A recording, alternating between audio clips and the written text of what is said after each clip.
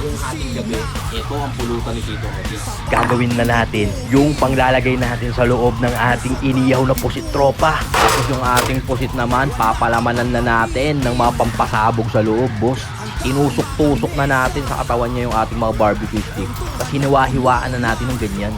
Salang na natin, tropa, at iihawin natin ng mabisa yan. Pakukuluan natin ng 30 seconds yung ating mga tahong. Naglagay na tayo ng mantika at nagisa na tayo ng bawat at sibuyas. Yung 1/4 kilo na giniling. Siling pula, siling green, tapos mga aromatics niya. Meron din yan paprika, cayenne, garlic powder, tsaka chicken powder, tropa.